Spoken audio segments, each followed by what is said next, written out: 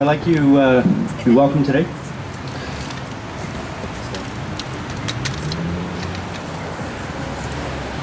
My name is Steve Elliott. I'm the moderator today. Sit down, Steve. In the middle with Janet. You may be the moderator, but she's the boss.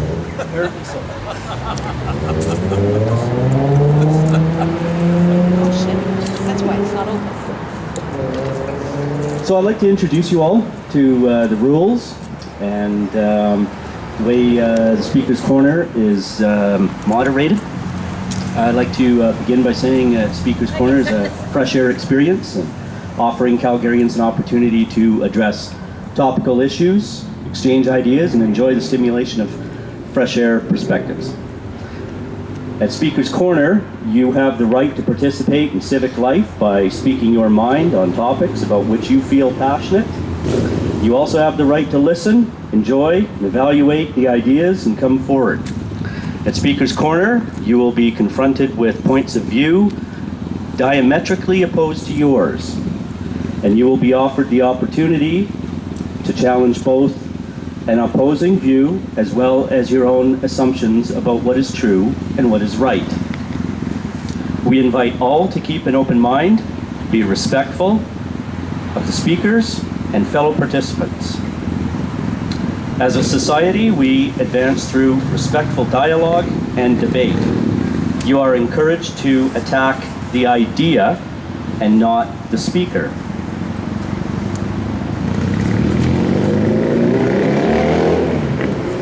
As a speaker, you will have the complete and unfettered freedom to advocate and criticize subjects only to the following 5 exceptions. Slander, defamation, falsehoods that injure the reputation of individuals, contravene the law, and will not be allowed. Statements or rants which offend against the hate laws of Canada. The odd contextual appropriate expletive will be tolerated, though vulgarity and obscenity will be cut off. The moderator will have the right to cut you off if the subject is off topic. I encourage everybody to try and stay on topic as best you can. Last, once you make your point and thereafter start to get repetitive, the moderator has the right to cut you off. I would like to begin by giving Janet Keeping the opportunity to start, and please carry forward.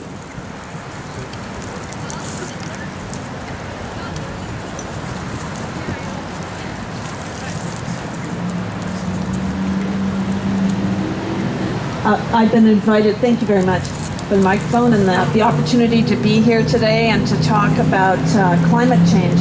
I've been asked to just say a few words about myself. I've lived in Calgary for a very long time. Nearly all of my working life has been spent in the NGO world, but part of that legal research and writing and public legal education I've done has been on energy-related issues. So I'm certainly not somebody from the energy sector, the industry, but my work has not been divorced from it, for sure. So I'm a lawyer, I'm called to the bar, but I've not practiced law in the usual sense. I've done research, writing, public legal education, and then I worked as president of the Sheldon Schumer Foundation for Ethics and Leadership for 6 years.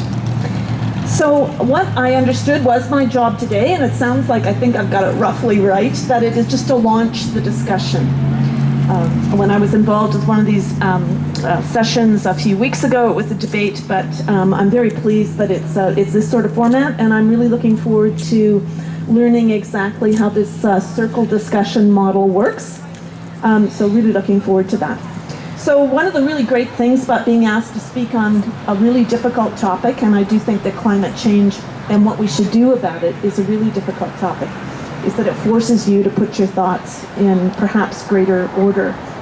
I'm going to make it clear where, of course, where I stand on climate change, but I'm going to also just say right up front that I think that virtually everything that should be done to respond to climate change should be done for other reasons as well.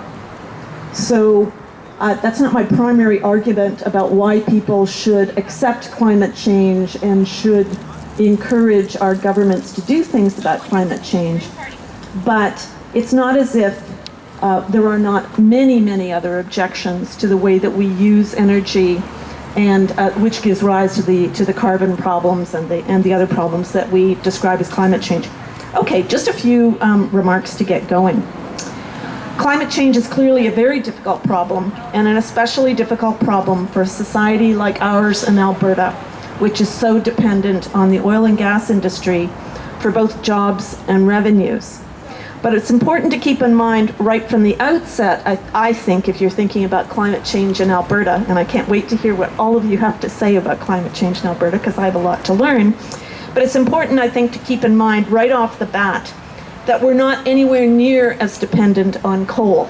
That is, coal is a primary, the burning of coal to produce electricity is a primary source of greenhouse gas emissions in Alberta. And it is not an industry which employs a zillion people and produces huge revenues to the province. So it's not as if it's just an oil and gas problem and just a coal problem and we don't have other things to think about. But to the extent that our two primary problems here in the greenhouse gas, the contributions we make to the greenhouse gas problem are oil and gas, primarily oil sands, and on one hand, and then coal burning for electricity on the other. They're two different sets of problems, and I'll say a little bit more about them. But regardless of the difficulty of the climate change problem, it's clearly one I think that can't be ducked. The stakes are too high. So what do I think Alberta should do and Albertans should do in response to the challenge posed by climate change? Now, the title of this event was put in terms of, given that we've just had another report recently from the International Panel on Climate Change, now what? Now what? Now what do we think about what we should do? And looking at a few things that have come out on that report, I noted one by Andrew Weaver in the Globe and Mail not so long ago, and you may know that Andrew Weaver is one of the Green Party, I'm leader of the Alberta Green Party, that Andrew Weaver is a Green MLA in BC and also a renowned climate scientist, and he was part of the group that received the Nobel Prize regarding climate change some time ago.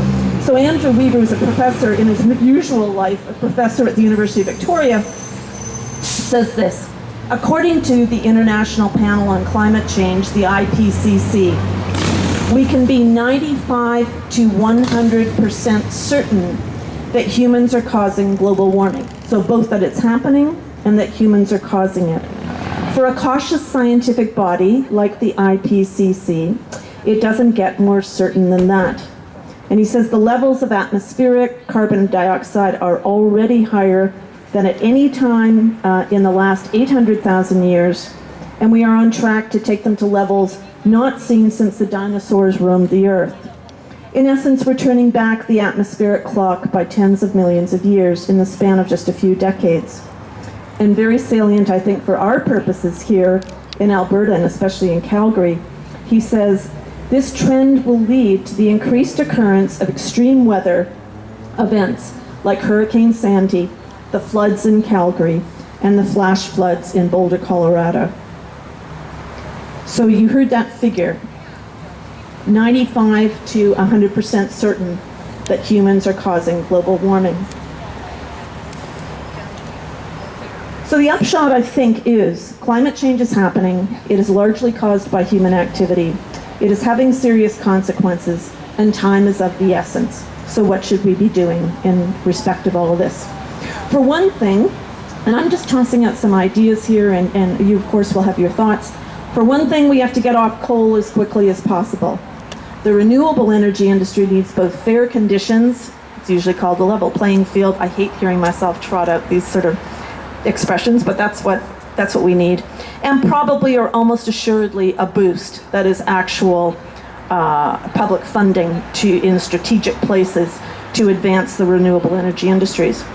Albertans have no emotional attachment to coal, and they don't have any particular attachment to coal, except that's what we've been burning so much of for so long for electricity. As Chris Turner, a Calgary writer, and he was the Green Party's candidate in the by-election in Calgary Centre, last year says, and I think it's quite correct, what all people want is cold beer and hot showers, and they don't care about the energy source. This is the point of saying this. Most Albertans don't even know the extent to which we rely upon coal to produce electricity. And so they certainly can't care if we shift to different ways of producing that electricity. So coal has to go. I don't know how many of you know this, but in Alberta we burn more coal than all of the other provinces of Canada combined. And we account for more than half, just as Alberta, more than half of all the greenhouse gases that are produced in the process of generating electricity. Like, the burning of coal to produce electricity in Alberta is a huge problem. And it's easily replaced, as has been demonstrated by, on a few occasions.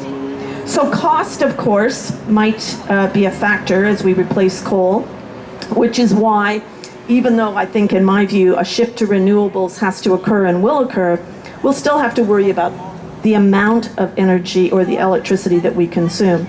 So we have to simultaneously help Albertans to consume less electricity and produce more renewables. And I think the challenge is we have to do this in a way that makes it easy for people to do the right thing. I live, my husband and I have been together for decades, and he's an energy conservation fanatic. Like, he will run up and down the stairs to the basement, turning the furnace on and off, depending on what the temperature is and whether it's cloudy and who in the house is complaining about whether it's cold or not. And most people aren't going to do this, right? They're just going to set the thermostat at a certain temperature, and they're going to leave it there. So we can't depend on the Phil Elders, that's my husband's name, of the world to solve our... It's got to be made easy for us to do, or as easy as possible, to do the right thing. Things such as, and why don't we see more of this, motion-sensitive lighting. Certainly all new buildings should have that, whether it's your homes, whether it's office buildings, whatever it is. How about making micro-production of electricity from renewables as easy and attractive as possible? For example, installing solar panels on homes, garages, etc. Why not every new building in Alberta, at least southern Alberta, which has a good solar regime, every new building requiring a certain degree of renewable electricity production, including, of course, solar.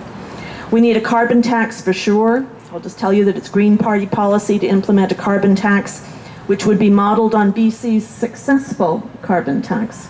There have been a number of studies that have shown that BC has implemented a carbon tax that has reduced the generation of greenhouse gases, so responded to climate change, and not harmed the BC economy. And those reports have come from organizations that are not inherently pro-green, but are taking a hard look at the BC economy. And there are several good reasons for getting off coal, and some studies have come out recently on the health implications of coal. So it's not just climate change. It's not just climate change that dictates that we ought to get off coal. There are other reasons as well. So how about the oil sands? Much trickier than coal in my business, in my view, much trickier business. Well, this is what I think we have to do vis-a-vis the oil sands if we're going to respond in a responsible way to climate change. First of all, no further increases in the rate of production of the oil sands. As many of you probably know, we are in a phase now where it's not just that we're producing more from the oil sands, the rate of production is increasing, and we're committed to that. That's, as a first step, I think, a first step vis-a-vis the oil sands is to say, no more of that. We have to go much further than just steady state, but this notion that we're increasing the rate at which production occurs is really unacceptable. Again, not only for the climate change reasons, but all the other problems associated with oil sands, all of them, air pollution, water pollution, violation of treaty rights, downstream health of Aboriginal and other people, consumption of non-renewable resources. You can go on and on, actually. All of those things are made worse if the rate of production is faster versus slower. So the first thing is, let's not make matters worse. Stop the increases in rate of production. This is the added benefit, and I spoke on the pipeline issues a few weeks ago, that that you don't need additional pipelines to the same extent if you're not increasing production. So I'm probably going too long, right? You just want to, you're okay? Okay. So if it were the case that we were not increasing the rate of production from the oil sands, but leveling that off, then how do we get a decrease in the rate of production, which is probably pretty clearly what we need? And ratcheting down the rate of production by selling no more rights, although I'm not sure that there are very many rights to oil sands left to sell, but by enforcing regulations, laws, and standards that are in place so less damage is done. One of the great tragedies of the situation that Albertans are in now is that if you just look at the laws that we have in place, yes, there are gaps, yes, there are deficiencies, no, they're not good enough. But we'd be in a lot better place vis-a-vis climate change and vis-a-vis other forms of pollution and damage done if we actually were enforcing the laws that we have in place. We're not. We're not. There are restrictions in place as to the tailings ponds, which I guess you all know, those are the things, the toxic waters that are supposed to settle out, that require that they shrink in size, right? They're supposed to be shrinking in size. They are not shrinking in size. They are expanding in size. And that's not a radical or Green Party thing to say. That comes out of a report by the Alberta Energy Regulator. Yes?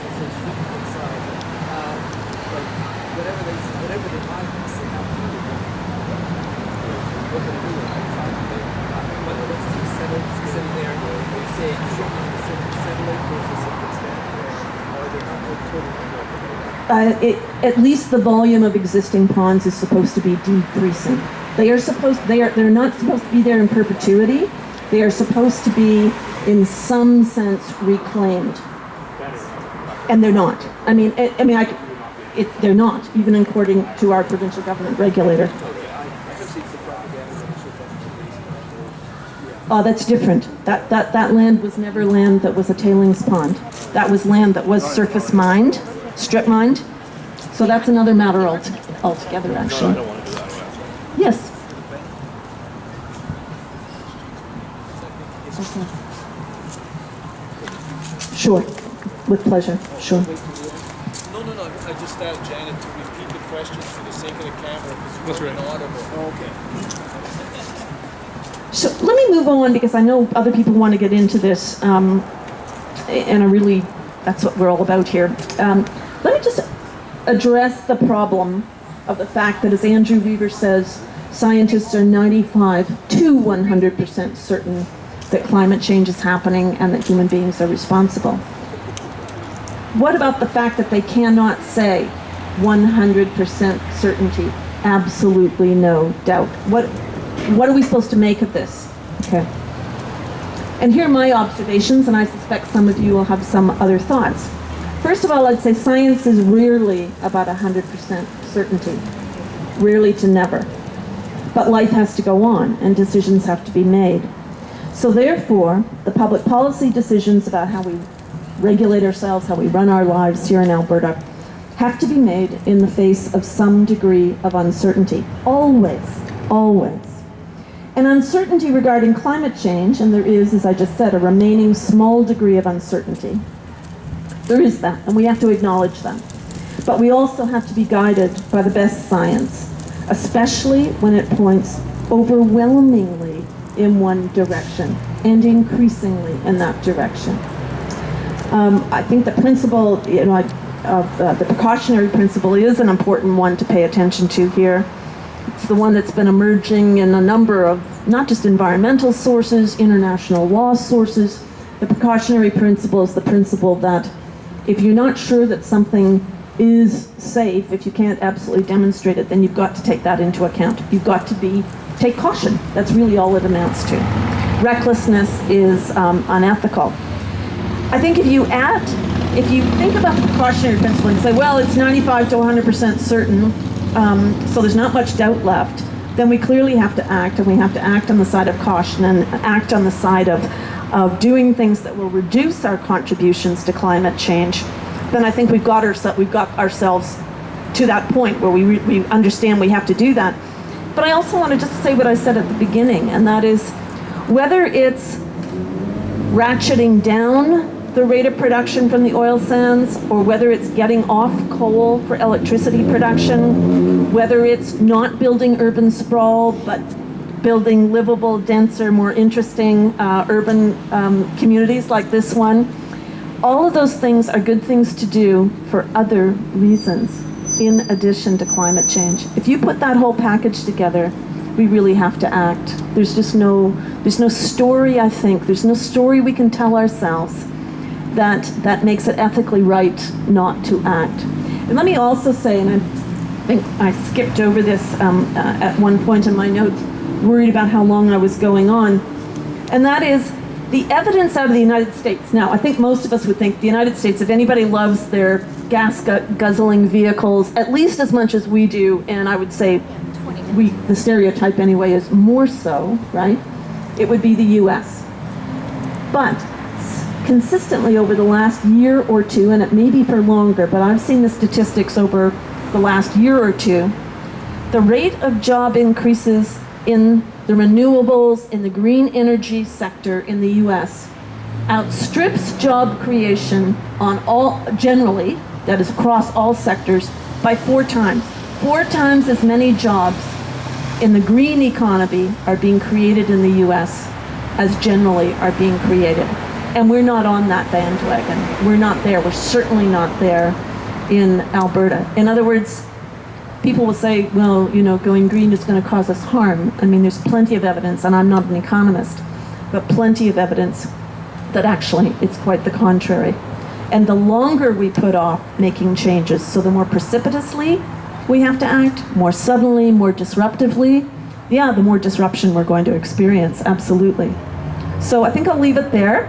I meant to say more about the Calgary flood, but we can get into that. So thanks so much for this opportunity. I can't wait to hear what the rest of you have to say. Thank you, Janet. Now I'd like to call upon anybody else who would like to add to that, rebuttals or opposing thoughts. Is there anybody here with opposing thoughts who would like to talk about anything? I have a question concerning the proposed carbon tax.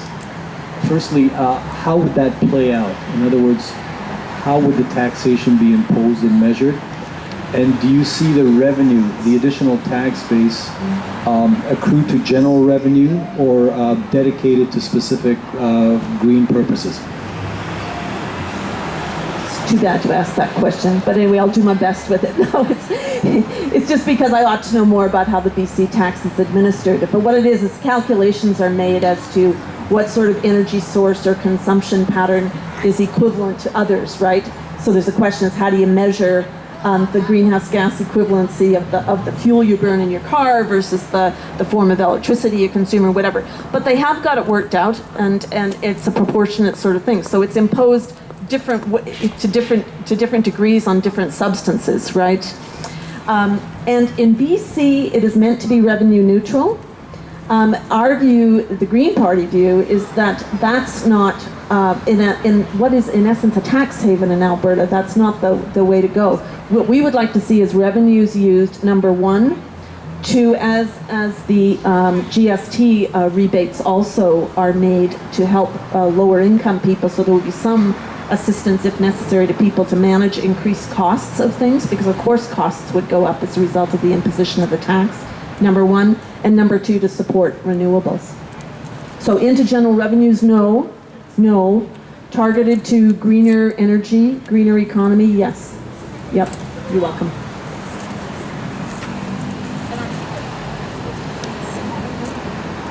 Just a quick question. Manitoba has some incentives for geothermal energy, and even for small farms.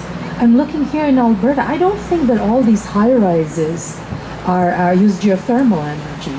I think that these, like even office buildings, there are 30, 50 floors, they don't use geothermal.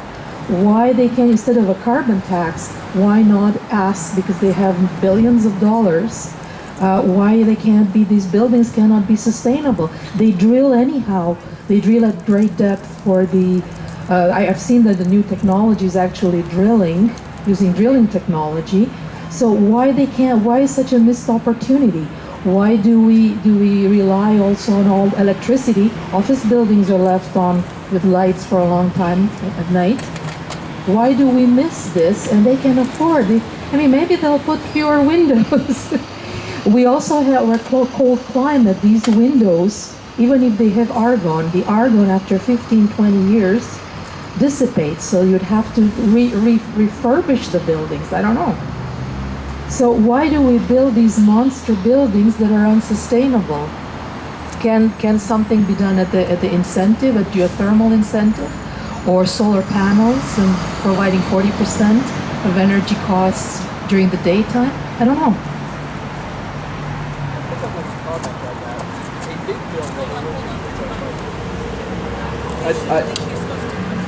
Okay. I guess I'd like to comment on that a bit. That a big building, since it's got less surface area for the volume, just needs less energy to heat it per occupant than a small building. So living in an apartment building, you're going to be using less energy for heating than living in a similar size house. So I'm not sure why you're down on the monster buildings. Why they don't use geothermal energy for 50 floors? Their foundation must be 200 feet, 400 feet underground, and they have the drilling equipment. Why don't go the full way? A lot of these buildings are cement. I don't think cement has a very good R insulation. And the windows, they have argon, but still they're not the equivalent of wood, in my opinion. I'll just add something. Geothermal is something that I want to know more about, and just one of the things I was looking at in preparation for today was an article, the headline of which is "Canada is frustratingly slow at adopting geothermal energy." At an event, a public event in the spring on coal, it was to talk about getting off coal.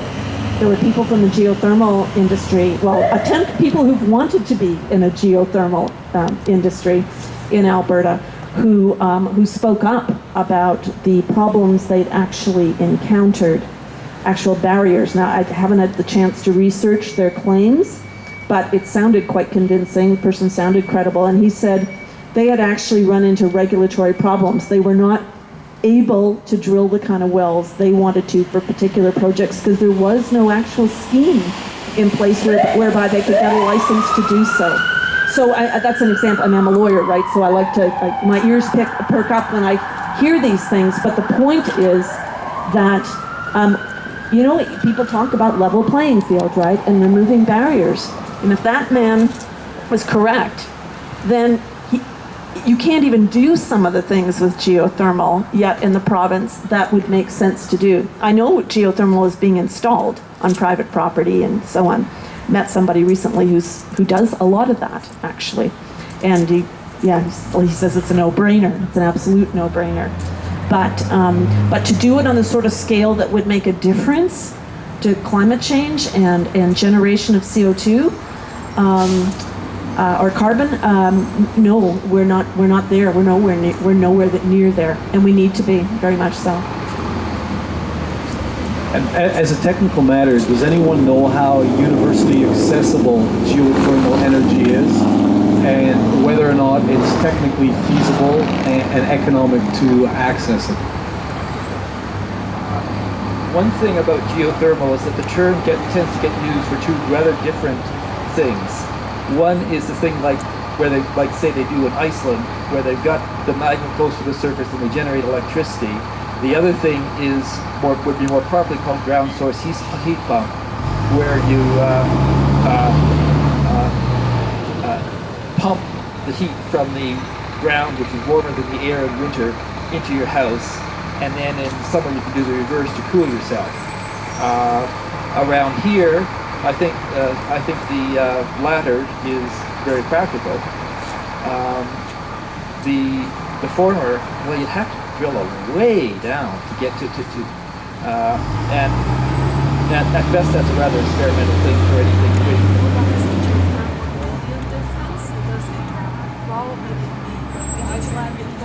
The Icelandic type will be in BC, more feasible.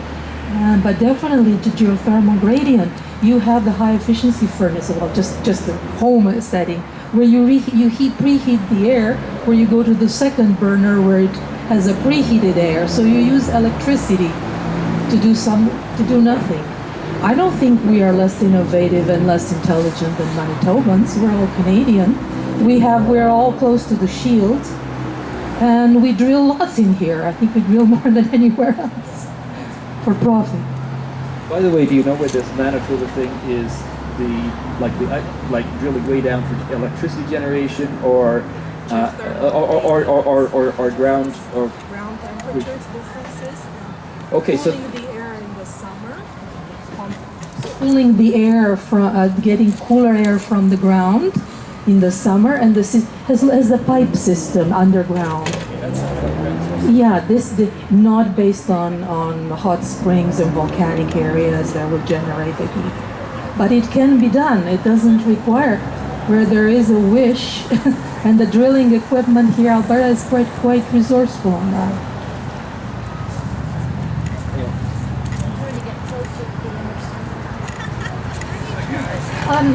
A lot of what pretty soon we'll all be in the inner circle. That'll be good. Okay, why not? We're talking about where we want to go. I'm always thinking, how do we pull it off? And mentioned a moment ago of the obstacles that one runs into here if you try to do something that's different. Chimes a chord with me. So one of the things that for sure needs to happen is to change the building codes so that some of these things can be implemented instead of becoming obstacles all the time to any kind of innovation. And practically anything on a large scale seems to me to require changes that some level of government or other needs to be persuaded to implement. So how do we do that is a question. And one of the things that I know is happening that I could sort of recommend to everybody about when we go back to the coal issue is letter writing campaigns to go. Roger Gagne now is sort of trying to move out around the province, getting little letter writing campaigns now in people's homes just to put pressure from inside Alberta on the government instead of where it usually comes from, which is outside Alberta. They can be proud Albertans standing up against everywhere else in the world, but the pressure has to come from us to change things. I'm not sure squeamish is the right word, about talking to my own MLAs or MPs who, of course, are all, do I say part of the problem? Am I going to get, never mind.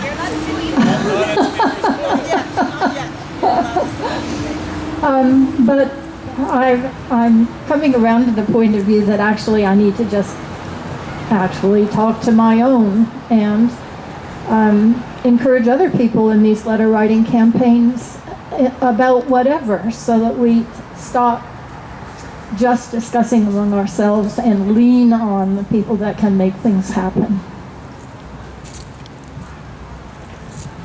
Okay, as a moderator, I'm neutral, but a gentleman has asked a question. He could not stay, and so I'm going to ask it for him, of Janet. He says, okay, so we cut back on the oil sand use. Then how are you going to feel about the fact we won't be producing enough oil that we need here in Alberta and Canada, and that we will have to go to other countries to import oil? Well, we'd have to go a long, long way before, in reduction of our production of petroleum, before we were cramping our own style, as consumers. But I think what the question suggests is something that you get all the time, and I'm sure many of you have encountered this in discussions, whether they're public or just private, regular conversations with friends and family or coworkers, and that is when you start talking like this about not increasing the rate of production and actually ratcheting production down, then what people panic. I mean, sometimes they're not panicking, they're just trying to make life difficult for you, but they know perfectly well what you mean. But other people panic. They think that if we don't keep growing and increasing production from the oil sands, that means that in the very near future, if you were to elect a green government, be so wise as to elect people like Susan and myself, that would mean the end tomorrow or next week or next month of production from the oil sands. And it's clearly, absolutely not what would happen. That would be insanity. That would be economic collapse, at least of Calgary. And who wants that? None of us, I can assure you. The point isn't to go from this no holes barred, in my opinion, no holes barred, drill baby drill, produce, to hell with everything else.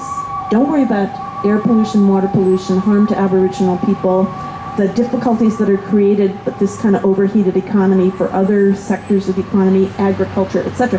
Don't think about that. Just produce, that we would go from that to nothing. We're not going to go from that to nothing. There's all that huge range, all those possibilities in between.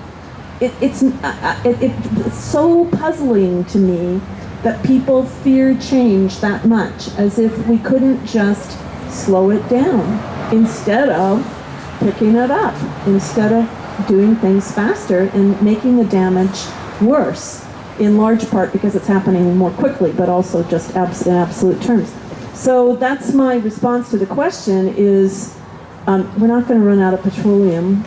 We're just not. I mean, that's not what the option is. It's not this way or nothing. It's what's wrong with this way is that it's reckless and it's endangering all sorts of important values, and even the atmosphere. We're contributing to that, and that's obviously wrong. So we have to do something differently. But that doesn't mean that we stop ever flying in airplanes or we stop ever driving a private motor vehicle. I worry a lot about that kind of flaw in the reasoning. And it comes up all the time. Well, you must be, or how did you get here? Did you drive a car?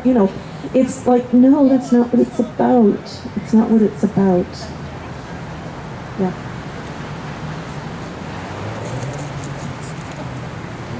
Hi, everybody. I think in response to that same question, I think what we need to realize is oil, fossil fuels are not going to last forever, okay?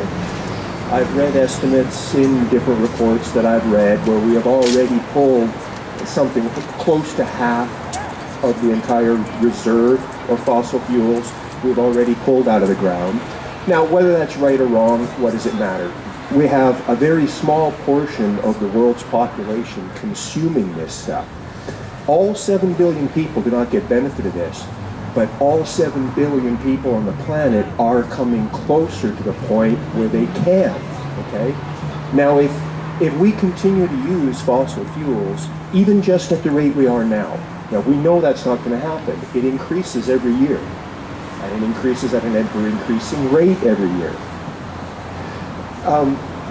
How long is it going to last? Well, not forever. So one day, that last drop is going to come out of the ground.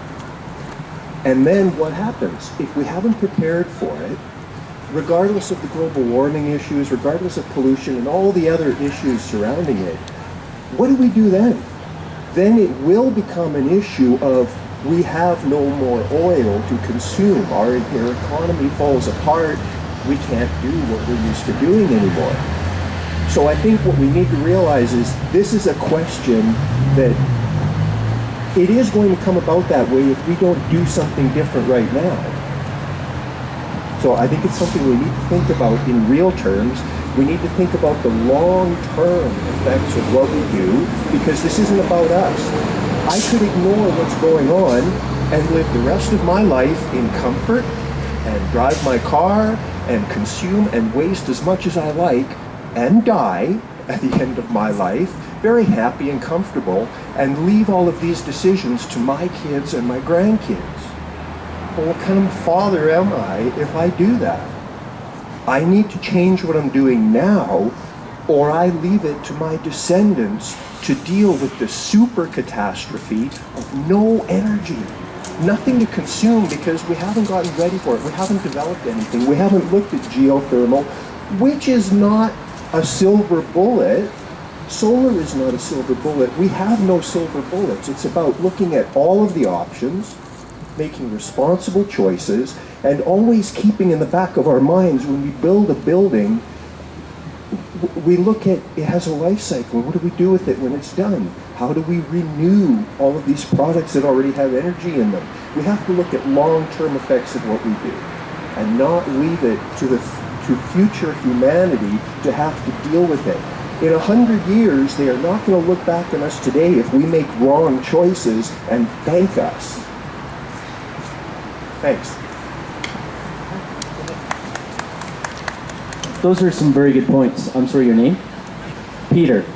I was wondering if anybody here would like to speak towards some subjects regarding planning and responsibility.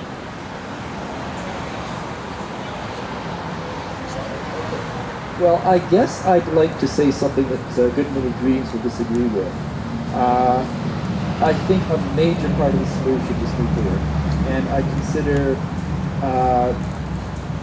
solar and wind to have major drawbacks that make them the best useful supplements.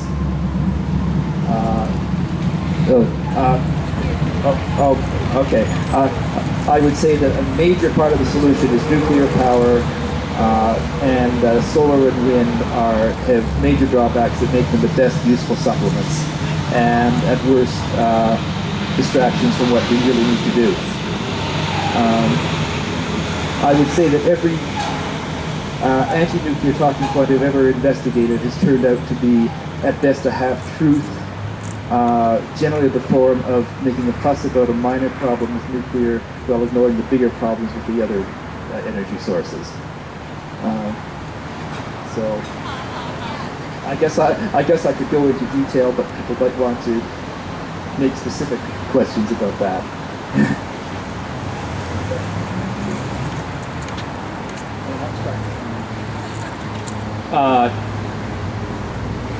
Well, I wanted to address another issue of the responsibility, but the nuclear thing, now that you brought it up, you just opened up a can of worms. But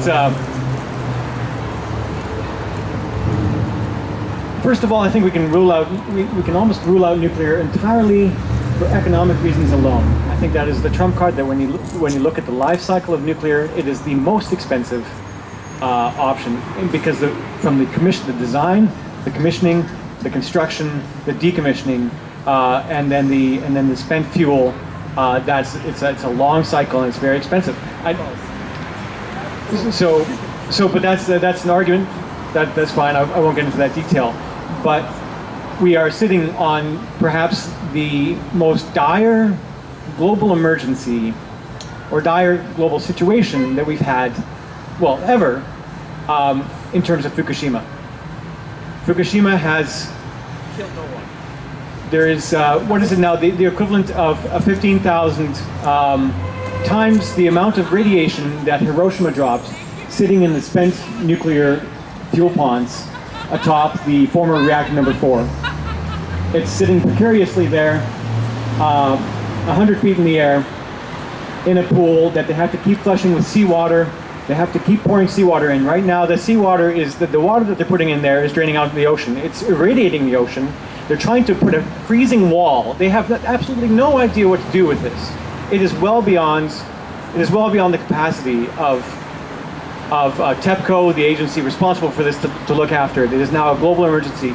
If the zirconium on those rods, for any reason, reacts to the air, we'll see a release of radiation that is extinction level around the world.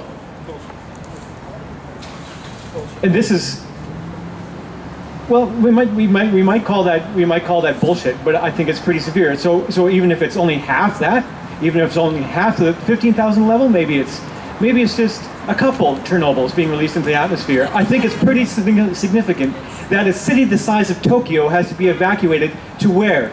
Somewhere off Japan. It is absolutely irresponsible to look at nuclear in this light, and all of these plants all of these plants face the same problem. Most of these generators, when you look into it, most of these generators, backup generators, do not work when they're implemented.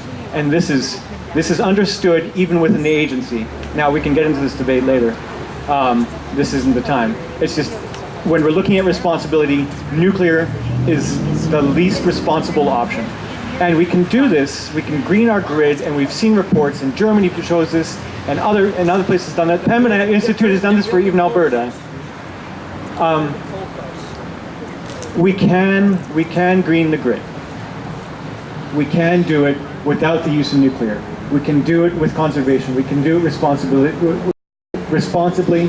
There's a lot of options ahead of us, and all of them are cheaper and more responsible than nuclear. What were you going to say? Well, it's a... You came in for Maybe you want time to think about it. Yeah, I'll let that one go. Okay, while Tavis thinks, I'd like to come in with a filler. I'd like to expose myself to the ridicule of advancing a utopian notion. And I'd like to begin by observing that typically the wish is father to the thought. And a lot of what we have today and experience routinely in our lives would have been unimaginable to our forebears millennia back. I can mention not only the telephone, the television, Skype, airplanes, but travel, interplanetary travel, it would have been inconceivable. And so I'm gonna muster up the courage to advancing a notion.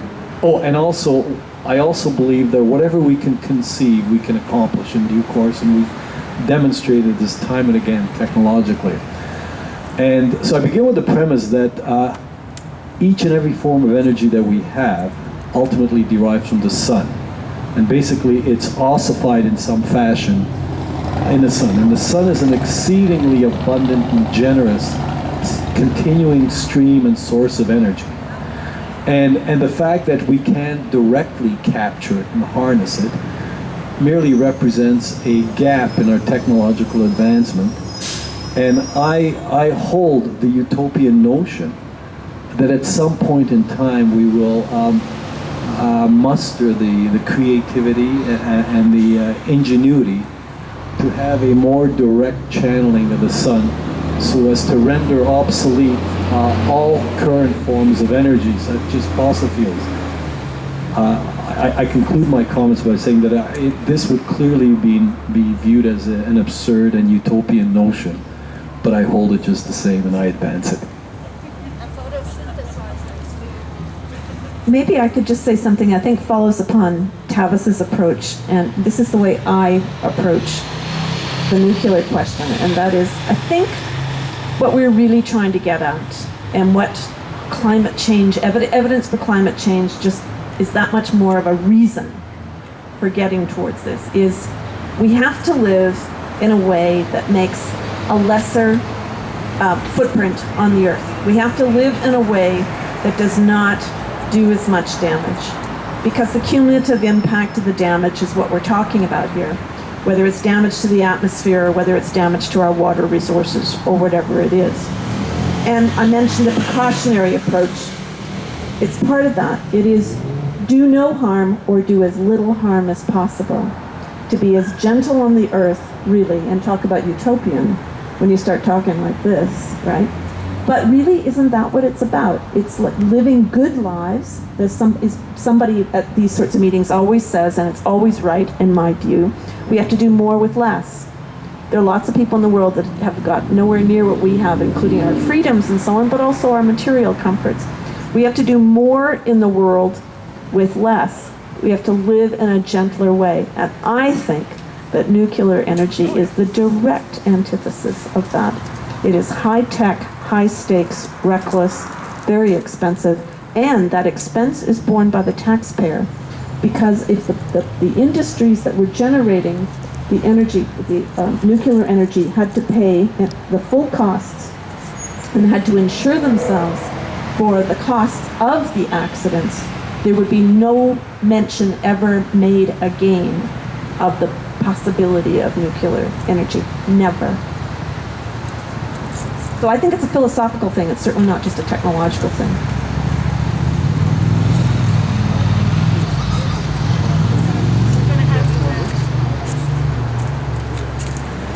So earlier we were trying to find some ideas towards planning and responsibility, and Tavis was trying to think of some ideas that he had earlier. Could we expand upon that? Anybody with responsibility or planning? Or? The lady in the hat wants to. Okay, sure.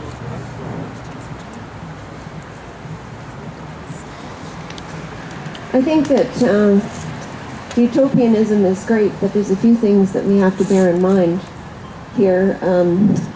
For example, geothermal. We're drilling into the earth.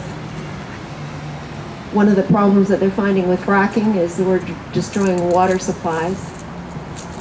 Geothermal has problems too. The research hasn't been done. We can't go into these things whole hog. Wind energy has problems. We're killing birds like crazy. All of these things have problems. I wanted to make one further comment about the nuclear. Conventional nuclear energy, I agree entirely with you.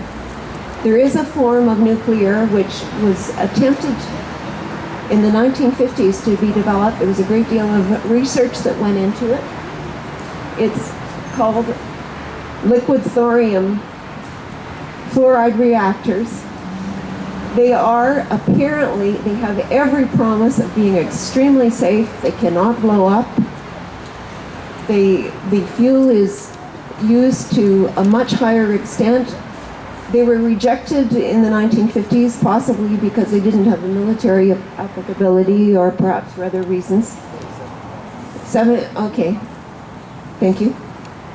Anyway, I don't think we should be throwing out all forms of nuclear. We're throwing out the baby with the bathwater.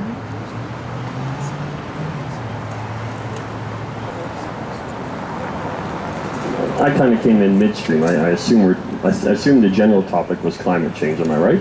Yes. Yeah. So, I guess a few thoughts. I'm no expert on the issue. Over time, my opinion has changed slightly.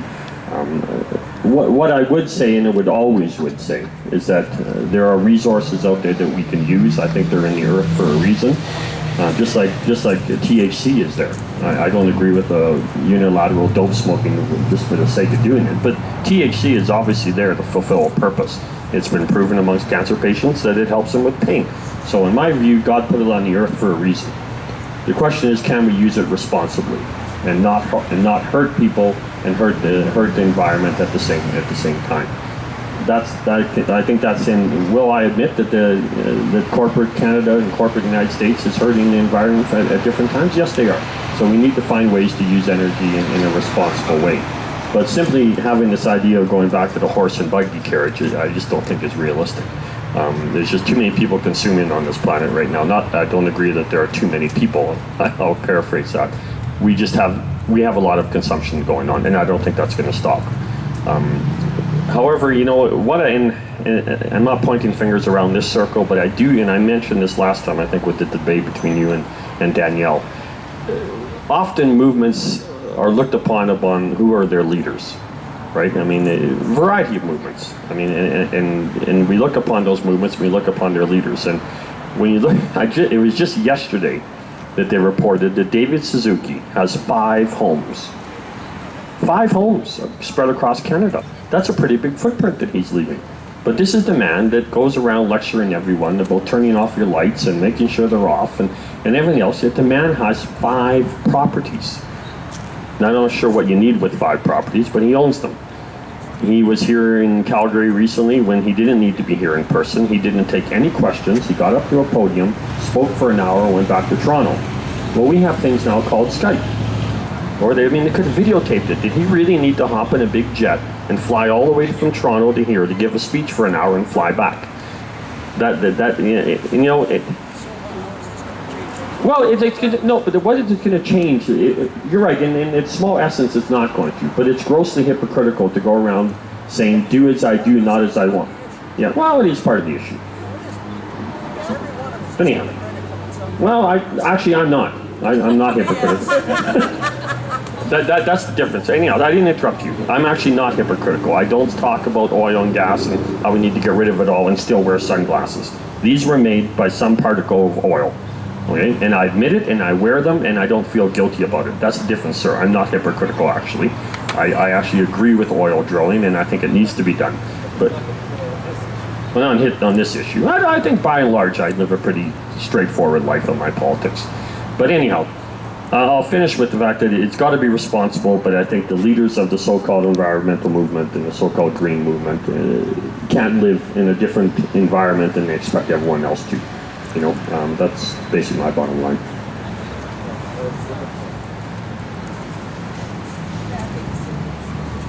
Does anybody else have any thoughts or ideas? Are we reaching the Roman Empire, the end of the Roman Empire state, and our next savior would be nuclear? Probably, because we can't stop consumption. You look at Japan, they're an earthquake zone. They have 59 nuclear plants. They were very worried. Are we going to be so, have we reached with the energy the point of no return where we don't want, unless we're a brink of extinction? Only then we're going to have take decisions. I don't know. Nuclear is becoming a reality, not for Alberta, but China is going to have, I think, in the next 3 or 4 years. Areva, the giant nuclear plant builder from France, with Siemens technology, will build at least 14 plants in China. Now, we're at the Pacific level. I mean, whatever happens in China would reach us, because any nuclear pollution on the other side of the ocean will reach us here. We don't have barriers. We're more in the mountains, yeah. So we won't eat fish anymore from the Pacific, but it will be more nuclear. You look at the Department of Energy, United States, you can see the sites where they have stockpiled nuclear material on temporary basis, and guess what? The temporary basis became permanent. So what do we do with this with this waste? Right now we have petroleum refining waste. Now we're going to add nuclear waste, but we're not going to stop our consumption unless we're going to be, on the brink of extinction, and that's bad. I think that's impossible. I'm puzzled. So I'd like to ask a question of you, we're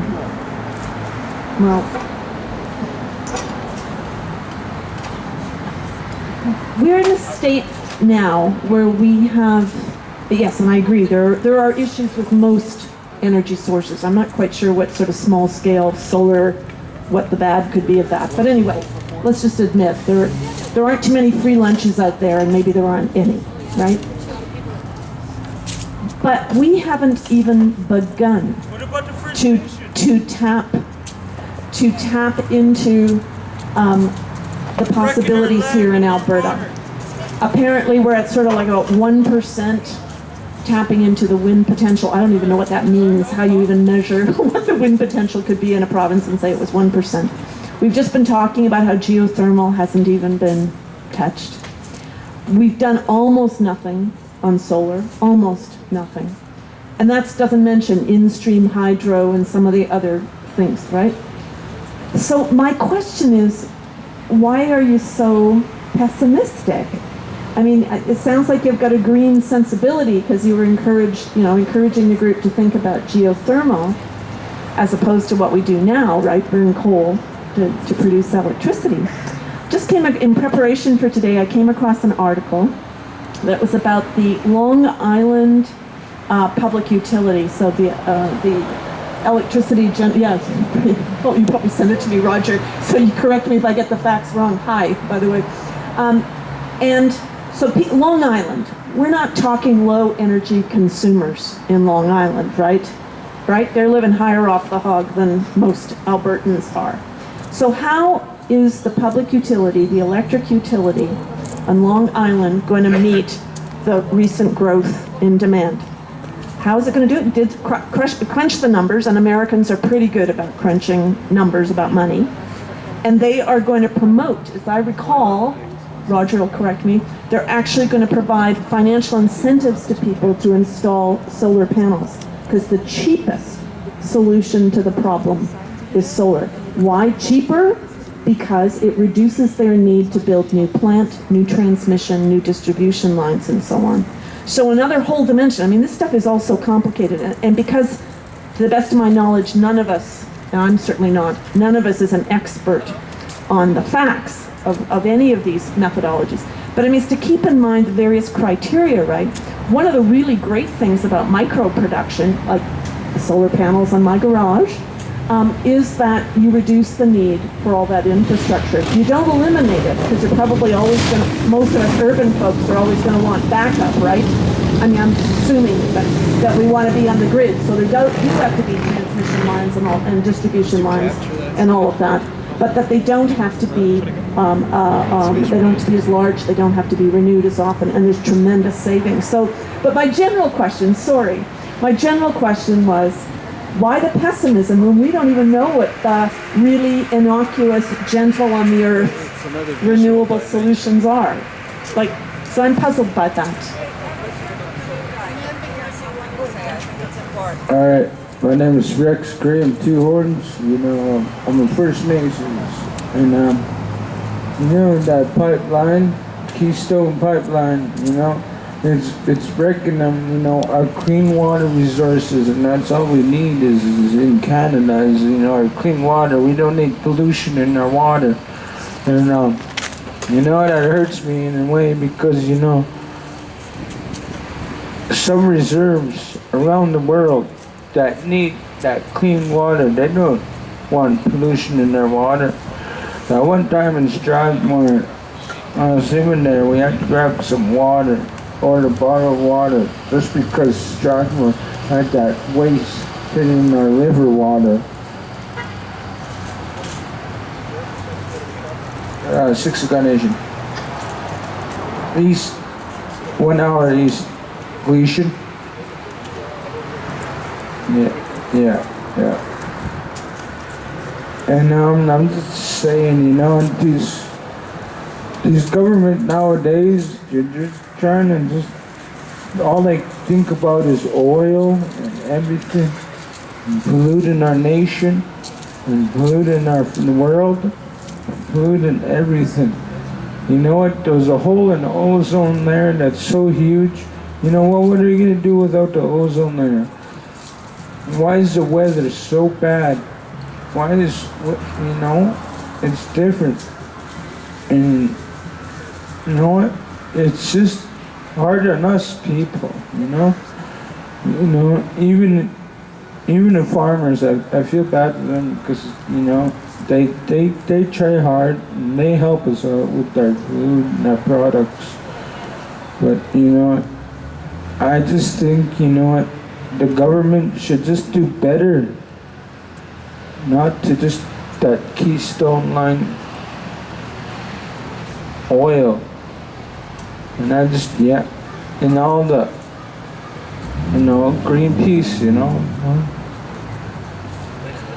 and I just like that shit, you know. I don't mean to swear, but when all right, well, what can I hear the train come, it's going round the bend, and I ain't seen the sunset since I don't know when.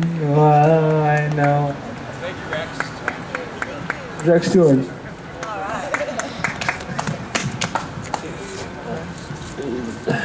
But on the contrary, actually, I'm not pessimistic. I do see sometimes how one could be pessimistic, and I'll go. If you watch nature of things, it gets depressing. It is. He paints a picture that the world's going to end tomorrow, and we're all going to be green and growing in the dark. There are problems. I mean, I watched CBC in Bangladesh. It was really upsetting to watch that, what they're doing in Bangladesh. I mean, with the Joe clothing and the pollutants in the air, and you know, that has to change. North America, by and large, I mean, we can still breathe the air we're breathing. I guess what I don't believe, you know, and this I guess comes from my spiritual and religious background. I don't believe we're on an eternal planet. And I think part of what stems from part of the environmental movement and Suzuki is they can't accept our inability. What's that? Oh yeah, I'm letting her go. I'm saying, generally speaking, man has this problem with not being able to control things. And I really do not think we can control the weather. No, any more than we can control half of Vancouver disappearing into the Atlantic Ocean next week if a big earthquake happens. It could very well happen. My sister lives in Gibson. She's high ground, thank God, but I know other people that aren't in so high ground. I can't control it. You know, if you shut down every factory in North America, it isn't going to stop the possibility of that earthquake happening. So I personally do not draw a distinction between weather patterns and what we do in factories. I don't believe they're man created, because you can't stop that type of earthquake from happening. So I'm actually not pessimistic. I'm more optimistic. I think there's always going to be problems in the world. I mean, Tavis and I have had it out on the Occupy thing. You know, a utopian idea of changing the world and stopping greed. You're not going to do it. Greed will always be among us. Christ talked about it. He didn't say there was something wrong with money, and I'll close with this. He said the love of money. There's a difference. It's okay to have money. It's when you put money above everything. That's what he was talking about. What are they going to do with all the oil when they use oil after they suck the planet? What are they going to do then? That's all my question. I guess the one thing I'll point out, you mentioned the ozone layer. That's actually a bit of success. We've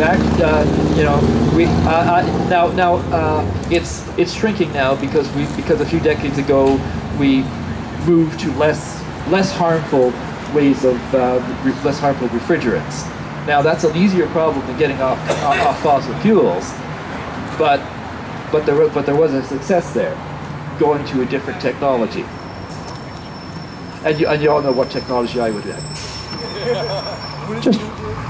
Just a couple of comments on geothermal. First of all, it's my understanding, and this is certainly should be looked at if anybody's this seriously interested, is the eastern slopes of the Rockies are a very rich source of geothermal of the form that you could use for electric production. The geothermal there's two forms. If I can paraphrase, I should maybe turn this back to you. Anyway, there's the one where you're actually drawing heat that is generated in the earth by the radioactivity in the core and so on. And then the second one is where you were basically using the earth as a heat storage mechanism, and perhaps drawing a bit from what's coming up from the middle. In other words, you pump the heat down in the summer to cool your house and then take it back out in the winter. Now, so first of all, there's the electric generation potential of the eastern slopes of the Rockies. It's probably an economic question more than technical. The second thing is that I was on the internet the other day looking up local geothermal. There are at least 2 companies in Calgary that are building and will supply geothermal for you. I don't know about the regulatory option, whether you can do it in the city or not. They claim that the payout over natural gas is about 20 years, 21 years. If you were to install geothermal in your house, you can totally get rid of your need for natural gas for either heating or hot water using the geothermal process, and it will pay you back in about 20 years, depending on the economics of your electrical costs. And that's what. Not yet. This is the heat storage mechanism and so on, where you're basically drilling 10 or 12, 15 holes down between 100 and 300 feet in your backyard, presumably, and shuffling antifreeze down in there, pumping antifreeze around in a loop, taking the heat out wherever you want. If you want to take it out at the bottom, you pump it in at the top. If you want to take it out at the top, you pump it in at the bottom, using a heat pump to do the exchange. Anyway, geothermal is certainly has potential around here. I suspect it is largely economic.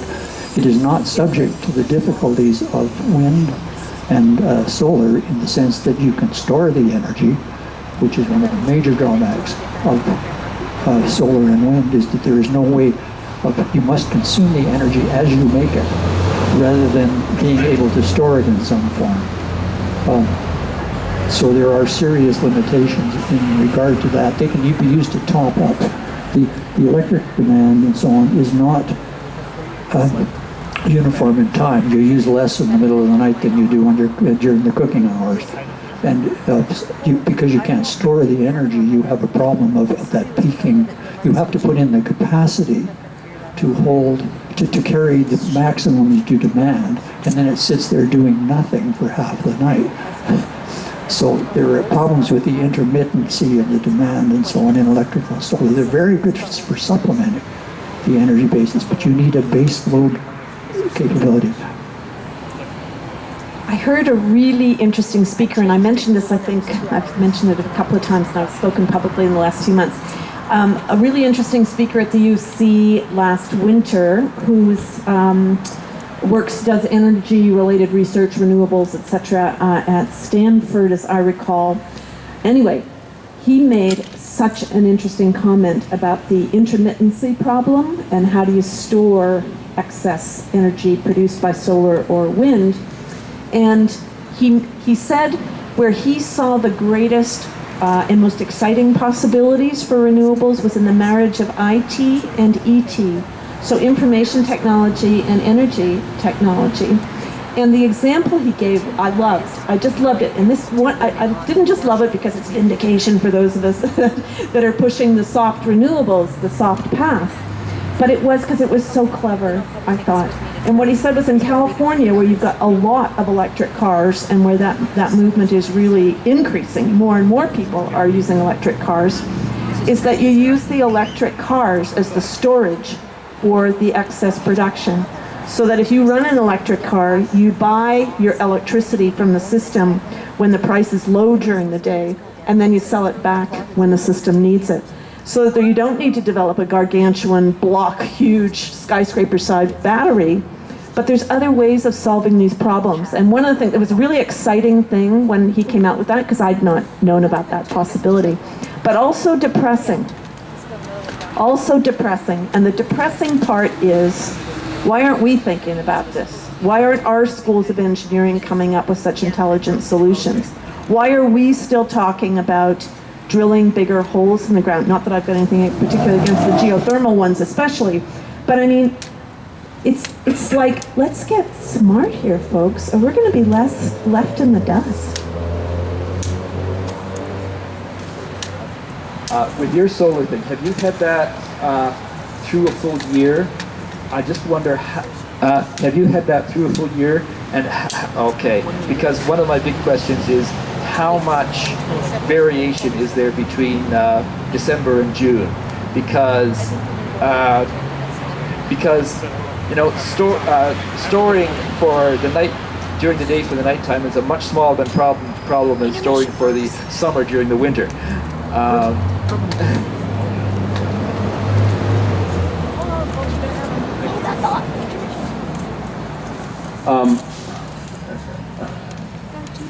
My name's Roger Gagne. I'm late getting here. I have to work until 2 o'clock, so I couldn't get away sooner. Just in regards to that winter storage, that's exactly what Drake Landing does down in Okotoks. It's a large system, 50 houses all together. The heat is captured through the summer, stored underground. That's what heats the houses during the winter. They started off, I think their first year, at about 45% efficiency. They've grown in efficiency every year. I think now they're at something like 94, 96% efficiency. So they have natural gas furnaces as backup, but they use them increasingly less with each passing year. I want to say a couple of things about solar. Janet spoke specifically about the Long Island Power Authority. It's essentially a feed-in tariff. They're not calling it a feed-in tariff. The acronym is CLEAN.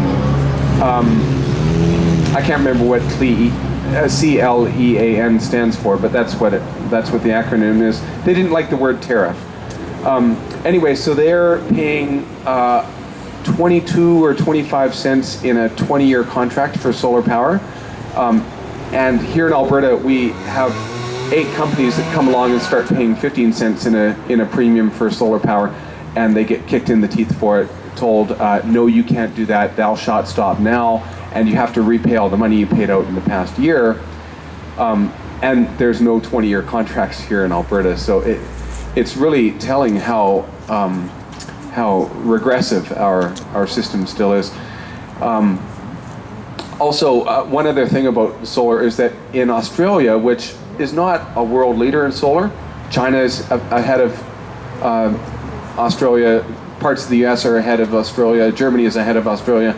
Anyway, so it's not huge there, but even so, there's been studies done that look at the at the peak demand of solar power peak demand of everything, and how solar contributes at that time of peak demand, and it actually brings down the wholesale prices for everybody. And Alberta has quite a similar power pool auctioning system as what Australia does, I understand. Finally, I was going to respond to the comments about we don't control the weather. For most of our history, it was ludicrous to suggest that human beings could change the planet. But now there's 7 billion of us, and we all have these powerful machines. And every day we use 85 million barrels of oil. Most of that is burned. Some of it's turned into plastic and nail polish and pharmaceuticals. Anyway, 85 million barrels of oil a day, 27 billion pounds of coal, and I don't know global demand, but oops, there goes my banner. In the US, I believe it's 250 billion cubic feet of natural gas per day. So I just scratch my head and go, yeah, I think those numbers are on a scale where it can make a global impact.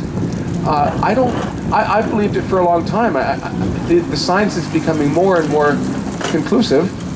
And so in an effort to accelerate the discussion on climate change, I started this website, which is blowing in the wind right now. Thank you for moving the banner. Called Carbon Conversations. It has 5 questions. Each one of the questions feeds into a word cloud. The larger a word appears in a cloud, the more often it's been used in the survey. I want to invite both climate hawks and climate skeptics into the conversation. I don't think anyone likes to be ignored, and I think that maybe the odd skeptical person will come to the website and for one thing they'll feel heard, like their opinion is being counted, and hopefully they'll follow some of the links on the website so they can do more reading themselves. There's also a collection of quotes called "He Said What?", which is a gathering of provocative quotes from some surprising sources. Like, for instance, the guy who says, "We know that pumping oil out of the ground doesn't create many jobs, doesn't foster critical faculties, doesn't sharpen critical faculties or foster an entrepreneurial spirit." Who says stuff like that? Is that Greenpeace or is that the Pembina Institute? Well, when we find out that it was actually the oil minister of Saudi Arabia, then we realize, oh, we have some catching up to do, and the world is changing. So if you haven't done my survey already, please go to Carbon Conversations and toss in your 2 cents on climate change. I don't want your name and your address and phone number, just your opinions and your postal code. Thanks very much.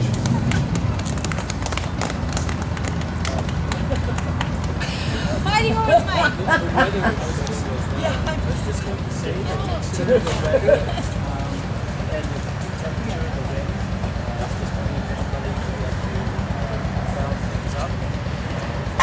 Okay, would anyone like to round things up? I think so, but I'd like to speak first.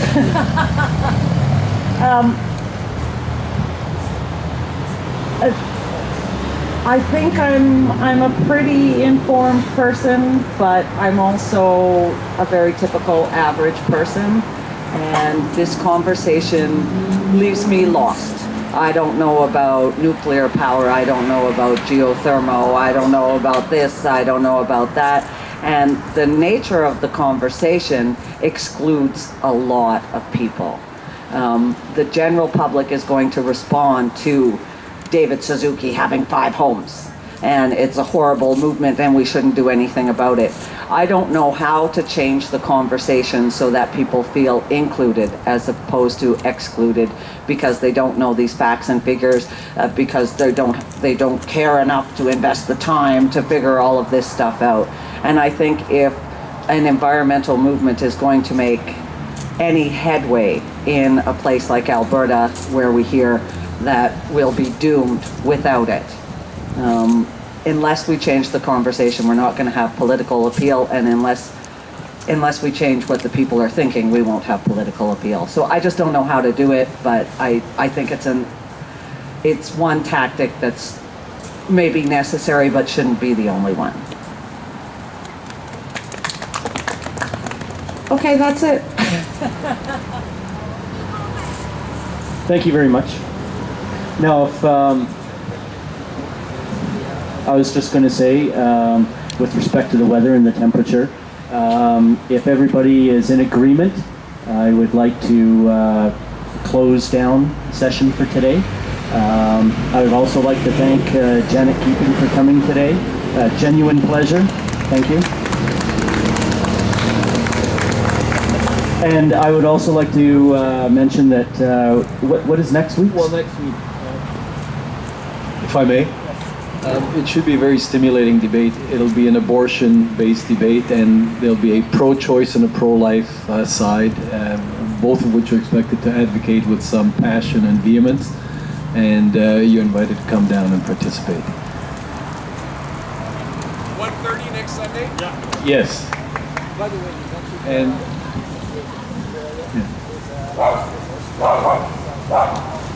yeah. So if nobody has anything else, thank you very much for coming down. We can continue chatting, but we're going to start putting the chairs around.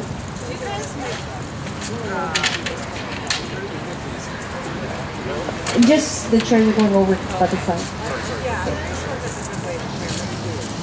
Okay, everybody, we thank you again for coming down. The session will be starting next Sunday at 1 o'clock. 1:30, the music starts at 1 o'clock. We have 2 sessions left for Speaker's Corner, folks, then that will be it for this summer. We will be going into the high school to get the kids involved after that. And we thank everyone for your participation, and we look forward to hearing what the public has to say next week.